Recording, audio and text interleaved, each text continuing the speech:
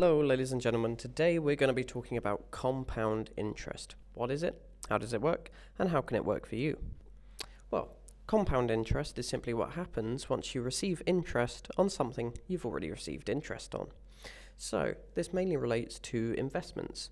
If you had an investment go up by 10% one year, you would have made a 10% increase. But if it goes up 10% the next year, you haven't just made a 10% increase, you've made a 10% increase on that 10% increase, which actually ends up being a 23% increase.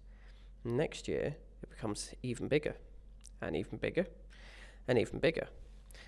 This then snowballs and compounds until a small amount of money can become a truly impressive sum. So, I thought I'd take a small, simple example. Let's say you took £1,000 a month, a lot of money, don't get me wrong, and you invested it into a standard S&P index fund that returned 10% annually. Well, if you were to put that £1,000 a month into that investment fund every month for 10 years, you'd have 200 grand. Not a small sum of money, but it's not very impressive.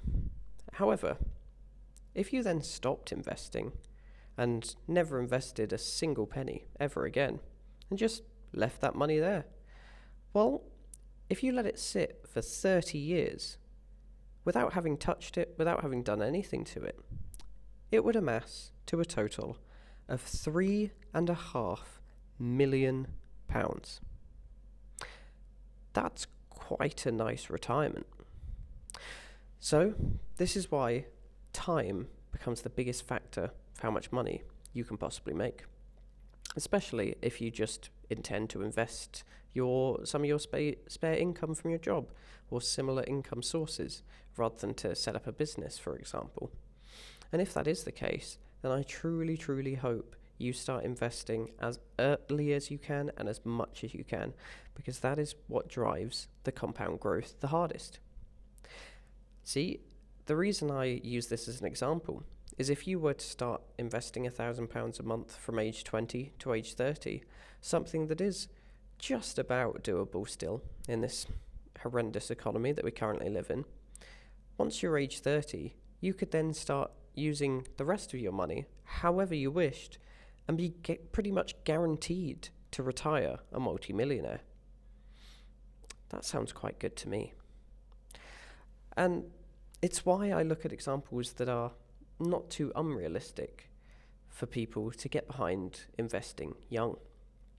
This is why investing should be taught in schools and should be really key for young people.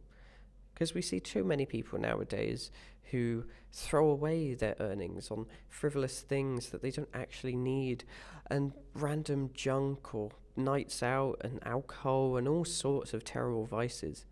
And it's all because companies want you to buy their products, because then they get the money, they get to invest it, and they get the compounding. So if you do have a young person, or if you yourself are relatively young, then you need to start investing. It's not just something you'll put off till later, like cleaning the house or, refueling the car. Like, you need to look at this and get started.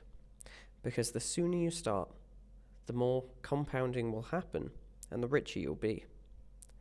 To put into perspective, that £1,000 a month, which could be earned on even minimum wage level income in this country, has compounded to £3.5 million. Yes, of course, inflation takes a little bit of a cut, but that's more than a person on a £100,000 a year salary would earn in their entire working life. That's insane. That's how you go from generational poverty to generational wealth. It's time in the market. That's all it takes. Being consistent, being diligent, and not panic selling, just letting your money work for you. So I really hope this introductory to compound interest has been helpful to you, and I really hope we see a brighter future tomorrow. Thank you so much.